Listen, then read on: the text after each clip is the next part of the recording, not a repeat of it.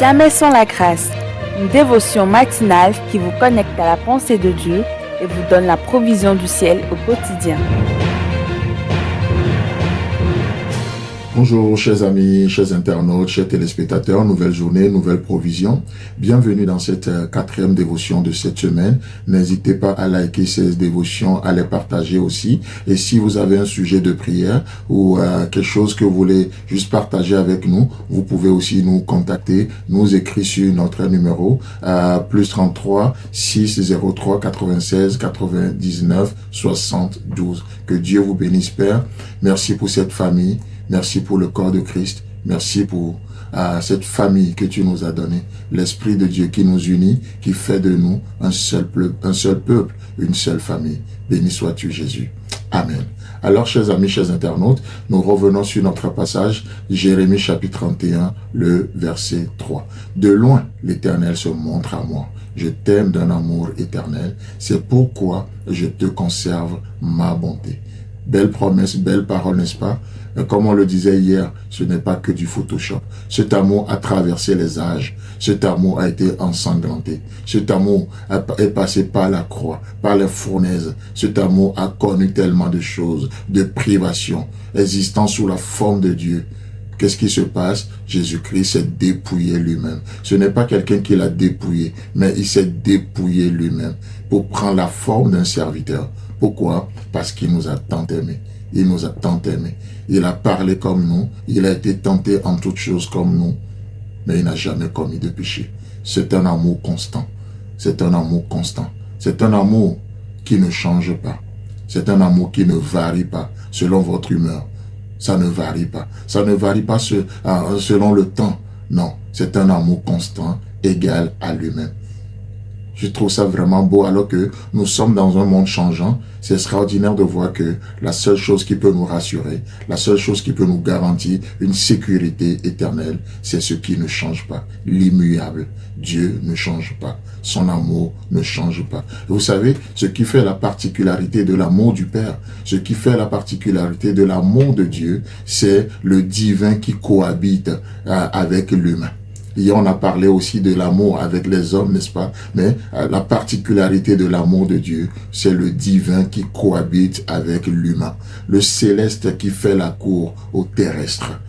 Le parfait qui désire le parfait, qui désire l'imparfait, qui cohabite dans l'imparfait.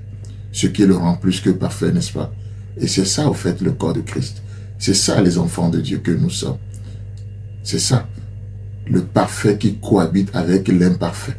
Et ça nous rend plus que parfait. Et nous sommes parfaits à ses yeux. Vous savez, ainsi, parce que Dieu en Christ réconcilie le monde avec lui-même.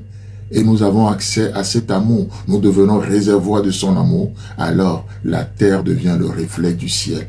N'est-ce pas ce que Jésus a enseigné à ses disciples? Et dit, lorsque vous priez, votre priorité, votre demande devait être que ta volonté soit faite sur la terre comme au ciel. En d'autres termes, que la terre soit le reflet du ciel.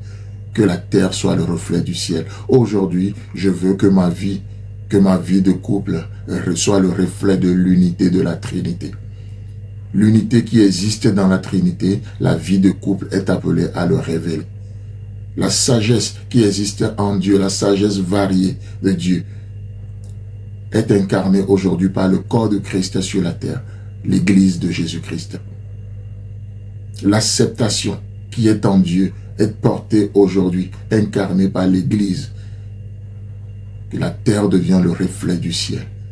Comme on le disait hier, je ne sais pas si c'est hier, on parlait de ça, les deux dimensions de la croix. La barre verticale qui parle de le ciel vers la terre, l'amour du Père vers nous, ses enfants, mais la barre horizontale également, qui est l'amour les uns pour les autres. Si les deux ne cohabitent pas, il n'y a pas le message de la croix. Si les deux ne cohabitent pas, alors la croix n'est pas opérationnelle. Ce n'est pas que Dieu vers nous, mais Dieu vers nous rend responsables, fait de nous des missionnaires les uns envers les autres. C'est pour ça que Dieu peut venir vers Caïn en disant, mais où est ton frère? Et Caïn n'a pas compris le message de la croix. Il va dire, suis-je le gardien de mon frère? Mais quelle arrogance, quel mépris.